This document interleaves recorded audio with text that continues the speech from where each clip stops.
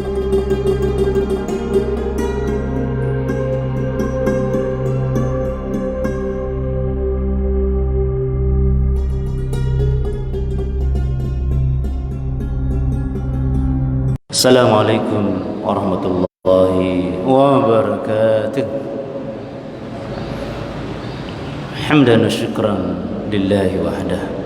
Salatan wa salaman li Rasulillah sallallahu alaihi wasallam. Allahumma inna nas'aluka an taj'alal Qur'ana rabi'a qulubina wa nura sadrina wa dhahaba hammina wa jalaa husnina.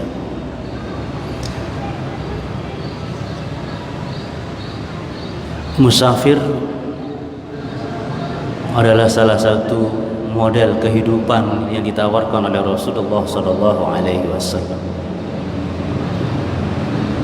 bahwa kita sedang dalam perjalanan. Kun fid dunya ka'annaka gharibun aw 'abiru sabilin. Jadilah engkau di dunia seperti orang asing atau orang yang sedang melakukan perjalanan.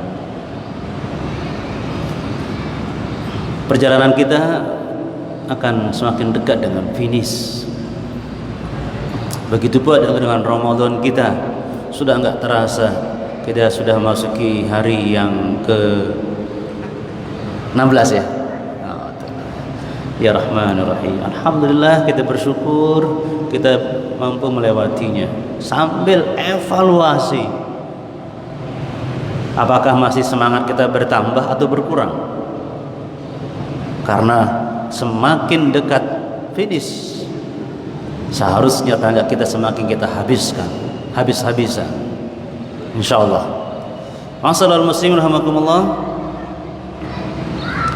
Perjalanan kita ini akan terus berjalan dengan baik, dengan bagus, kalau kita punya bekal yang menjadi kekuatan kita bisa terus berjalan. Dan Allah sudah mengingatkan kepada kita, wa tazawwadu fa inna khairaz zadi taqwa. Berbekallah kamu dalam hidupmu, maka sebaik-baik bekal adalah takwa. Nah, sekarang Allah fokuskan bahwa buah dari siam kita adalah la'allakum tattaqun.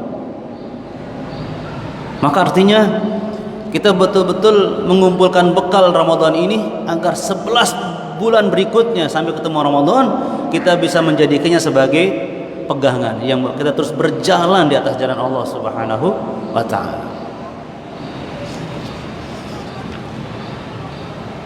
Pertanyaannya adalah, tidak mungkin kita bisa takwa, menjadikan sebagai bekal kalau kita tidak bersama Al-Quran. Karena takwa itu semangat untuk menjalankan perintah-perintah Allah dan semangat untuk menjauhi larangan Allah, dan itu semuanya ada dalam Al-Quran. Maka otomatis kalau kita berbekal takwa, berarti Al-Quran selalu menjadi pijakan kita, atau dengan kata lain berarti kita harus menjadikan Quran juga sebagai bekal hidup kita. Ya tadi, tidak mungkin ada prestasi yang mengagumkan. Tidak akan mungkin ada nilai yang meningkat kalau kita tidak memperkuat diri kita berinteraksi dengan Al-Quranul Karim. Nah, pada bulan Ramadan ini yang disampaikan oleh Allah sebagai Syahrul Quran adalah sebuah kondisi yang insya Allah mempermudah kita, dan kita sudah merasakannya 16 hari ini. Bagaimana kita asyik tilawah, bagaimana kita asyik tadabbur, asyik taklim, dan semua itu tolong niatkan lebih kuat lagi bahwa itu adalah bekal kita untuk perjalanan berikutnya. Tetapi masalah muslim rahimakumullah, selalu saja dalam perjalanan kita ini ada yang nampaknya lebih menarik, kelihatannya lebih asyik, kok sepertinya lebih menyenangkan. Ya itulah godaan dunia. Ya Rahman ya Rahim. A'udzu billahi minasyaitonir rajim. Ya'lamuna zahiran minal hayatid dunya wa hum 'anil akhirati hum ghafilun.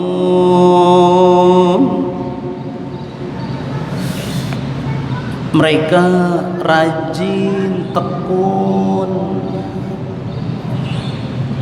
untuk mengenal zahirnya kehidupan dunia ini, yang tadi nampaknya. Mereka cepat tertarik untuk ya'lamuna, asyik mendalami tentang dunia ini, ansih. Tetapi mereka memutuskan sesuatu yang sangat penting dalam hidup kita, yaitu wahum anil akhirati hum ghafilun. Tetapi mereka tentang akhirat mereka lalai mempersiapkannya. Ini godaan, di antara godaan terbesar kita adalah urusan dunia kita. Ma'asyiral muslimin rahimakumullah. Padahal kalau kita benar-benar urusan akhirat kita semakin menguat di hati kita, urusan dunia kita akan lancar. Itu matematis keimanan kita, ma'asyiral muslimin. Tapi seringkali ada yang mengatakan, aduh, akhirat tok. Seolah-olah akhirat itu menghalangi perkembangan dunianya. Ini yang perlu diluruskan ya mas sekalian bahagia. Tapi menurut Rasulullah yang tidak pernah bohong kepada kita, ingat itu yang pernah saya katakan, wa man kanatil akhiratu hammahu, siapa yang menjadikan akhirat sebagai obsesinya, ja'alallahu ghinahu fi qalbihi, Allah jadikan hatinya merasa kaya, serba cukup. Artinya nggak tergantung kepada ya'lamuna zahiran minal hayati dunia tadi. Wa jama'alahu syamlahu, yang kedua, Allah mudahkan seluruh urusan dunianya. Coba, itu Allah yang memberikan bonus. Bahkan yang lebih menarik lagi, Rasulullah menjamin wa atathu dunya wa hiya raqimah, dunia datang sendiri kepadanya dan dia tunduk padanya. Subhanallah, ajaib. Nah, bulan Ramadan ini saat kita juga bisa memperkuat iman kita kepada akhirat. Coba makan halal, minum halal, mubah. Ketika Ramadan kita tinggalkan, coba. Sederhana aja mas sekalian. Kita tinggalkan makan, coba. Kan sebuah gambaran kita berusaha menjaga jarak dengan dunia ini, dalam arti kita tidak terlalaikan dengan akhirat. Dan yang lebih penting lagi berarti apalagi yang haram nggak akan kita lirik, yang mubah saja kita tinggalkan. Subhanallah. Jadi Ramadan ini memang saatnya kita memang lebih dekat dengan Allah, lebih memperkuat himmah kita, obsesi kita kepada akhirat. Nah, ini bekal kuat kita untuk menjalani hidup yang benar dan selamat sampai finish, sampai tujuan kita insyaallah.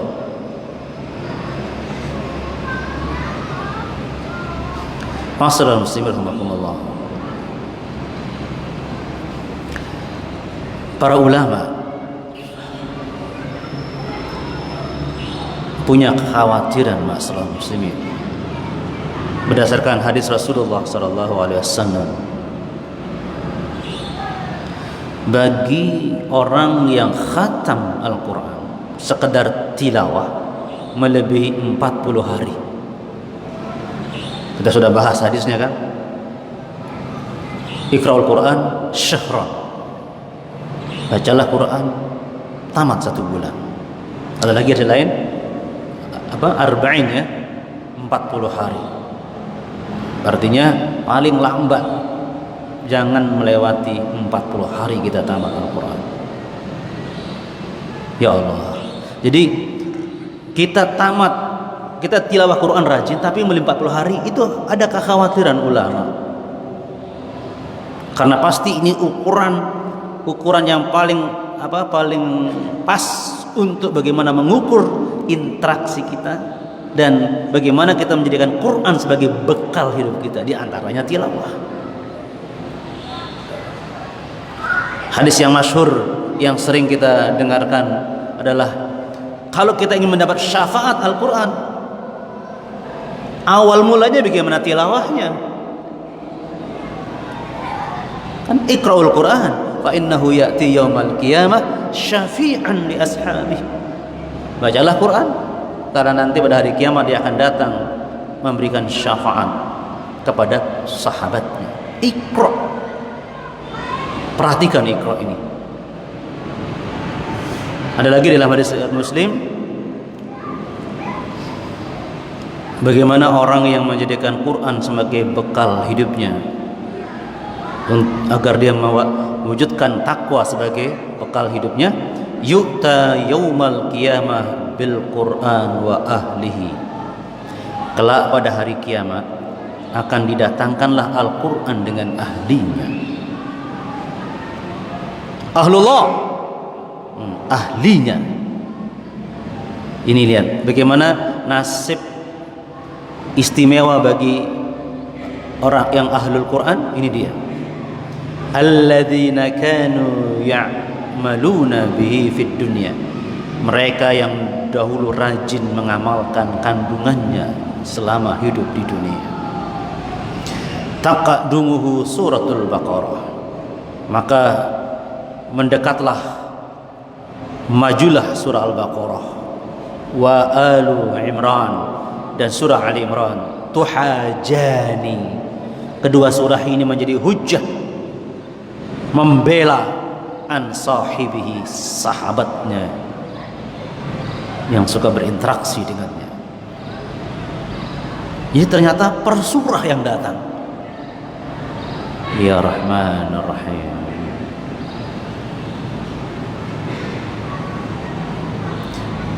Berarti kalau bicara sahabat, akan beda nilai seseorang dengan Al-Quran sesuai dengan kedekatan interaksinya. Semakin sering bertemu, semakin kental persahabatannya. Termasuk bagaimana tilawah kita. Jangan sampai sebulan Ramadan belum hatam sekali. Jangan sampai. Usahakan masih pertengahan ini kita bisa kejar minimal sekali kita khatam dalam sebulan Ramadan ini, minimal. Ma'asyiral muslimin rahimakumullah.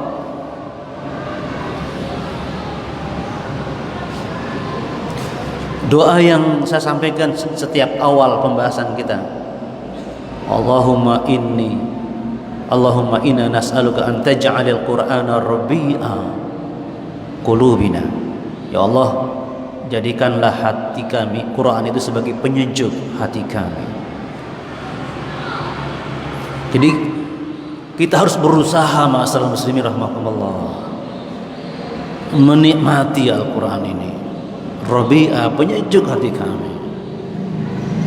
Tapi kadang-kadang kita baca 2 halaman, 5 halaman, kok nggak kroso apa-apa. Terusin. Lebih baik kita tilawah rajin, lebih baik kita rajin berzikir, tidak terasa apa-apa daripada tidak tilawah dan tidak zikir kepada Allah Subhanahu wa taala.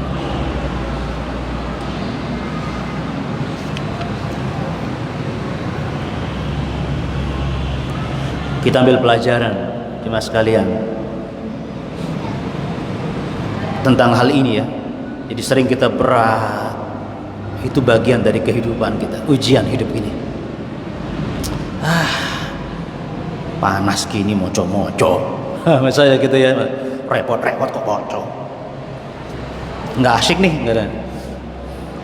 Tapi ingat, Allah mengingatkan bahwa rasa berat, rasa nggak enak itu tidak boleh jadi penghalang kita untuk mengamalkannya. Sebagaimana jihad atau perang fisabilillah. Coba lihat surah At-Taubah ayat 41. Infiru khifafan wa thiqalan wajahidu bi amwalikum wa anfusikum fi sabilillah. Dzalikum khairul lakum in kuntum ta'lamun. Bagaimana Allah meminta sahabat, meminta kita, berangkatlah berperang khifafan wa thiqalan, baik dalam keadaan ringan atau berat. Jangan nunggu ringan baru melakukan sesuatu.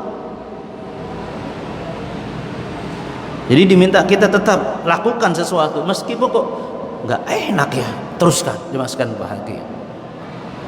Karena yang Allah utamakan jazaan bima kanu ya'malun. Allah memberikan balasan karena amal kamu.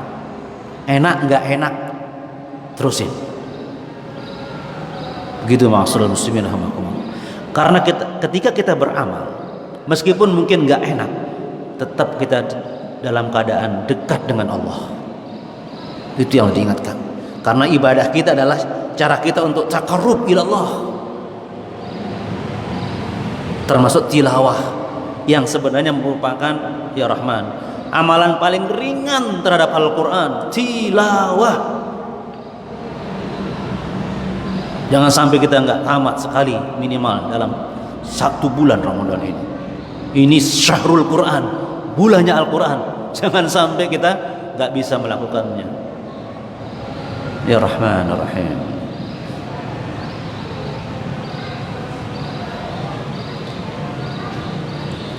Ada salah seorang sahabat yang perlu kita rasakan semangat beliau ketika mengijabah seruan Allah untuk berangkat perang dalam kondisi ringan dan berat.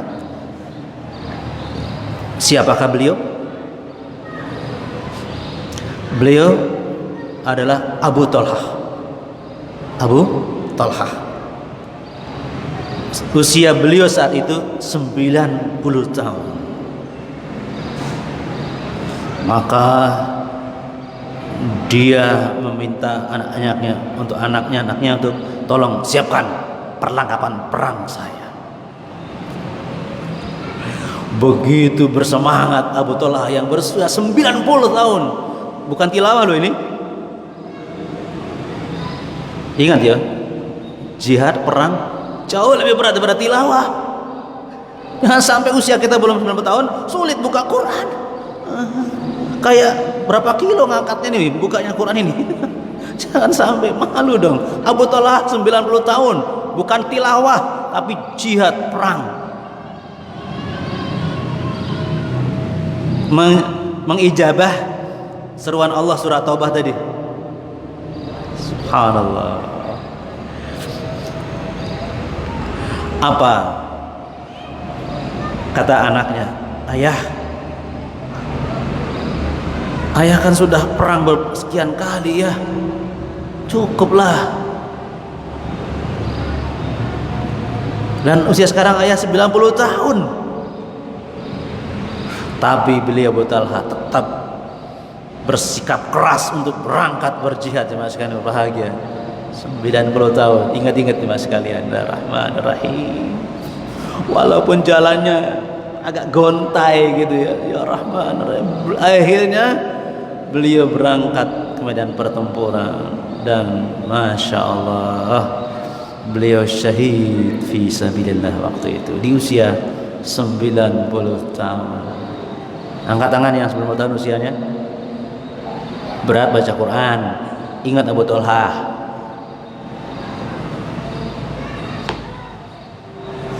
Ya Rahman Rahim. Kasihan kalau ada orang, jangankan mungkin malas baca Quran, ada yang belum bisa baca Quran. Tolong, kalau dia kakek kita, bapak kita, tolong diajar aja dan ingatkan tentang urgensinya tilawah. Semangat Quran bulan Ramadan. Masyaallah muslimin rahimakumullah.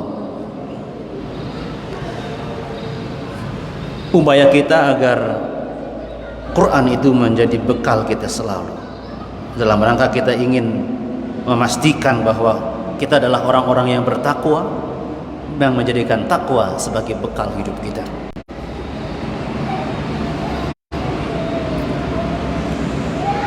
Apa tahapan yang kita lalui? Saya singkat. Yang pertama, agar kita betul-betul menjadikan Quran sebagai bekal hidup kita. Mari, yang paling penting yang pertama adalah tumbuhkan, tanamkan sedalam-dalamnya keimanan kepada Allah, bahwa semua perintah dan larangan Allah untuk kebaikan kita. Allahu Akbar. Untuk kemuliaan kita, untuk kesuksesan kita, untuk keuntungan kita. Ingat itu. Dan ingat lagi apa itu? Bagaimana si musyrik Umar bin Khattab ketika masih musyrik itu percaya dengan ayat surah apa itu? Surah Toha ayat 2. Padahal dia masih musyrik, bahwa Quran datang untuk membuat dia bahagia. Ingat itu cuma sekalian. Begitu kita mulai tilawah, untung kamu. Begitu kita mulai tilawah, bahagia kamu. Begitu mulai tilawah, rasakan ketenanganmu, karena setan menjauh dari kamu. Begitu kita mulai tilawah, mulailah merasakan kedekatan dengan Allah Subhanahu wa taala. Karena dekat dengan Al-Quran sama dengan dekat dengan Allah Subhanahu wa taala. Ya Rahman Rahim. Ini kita selalu ingat ya, bahwa seluruh isi Al-Quran semuanya menguntungkan kita semua. Ma anzalna 'alaikal Qur'ana litashqa. Kami turunkan Al-Quran bukan untuk membuatmu sengsara, termasuk sengsara gara-gara baca Al-Quran. Astagfirullahaladzim. Astagfirullahaladzim. Ini perlu terus kita ingat ya, keimanan kepada manfaatnya Al-Quran buat kita semua. Yang kedua, agar lebih terasa nikmatnya kita tilawah, barengi dengan tadabur. Mumpung kita punya banyak Quran terjemah, pasti akan beda rasanya jemaah sekalian. Ketika kita tahu artinya tentang nikmatnya surga, Masya Allah, itu hak semua jemaah sekalian. Tentang neraka yang kita akan selamat darinya, senang kita jemaah sekalian. Kan begitu. Jadi tadaburnya tolong semampunya, agar kita merasakan makna dari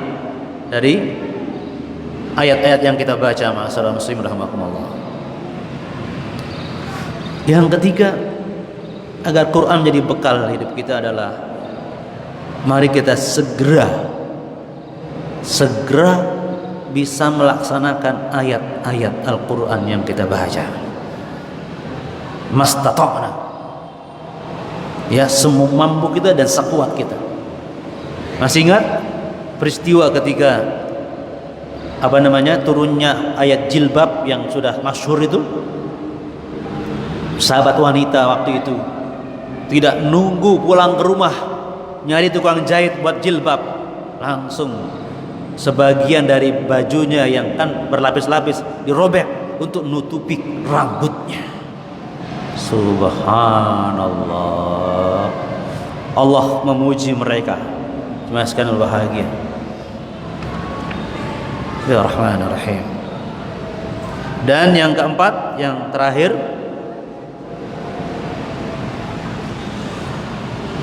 mari kita berusaha merasakan Setiap ayat yang kita baca ditujukan bukan kepada dia, mereka, siapapun, tapi kita yang sedang membacanya. Ingat itu. Quran adalah panduan hidup kita masing-masing. Maka ketika kita membacanya, kita sebayangkan bahwa Allah sedang menyampaikan titahnya kepada kita semuanya. Ya Rahman ya Rahim.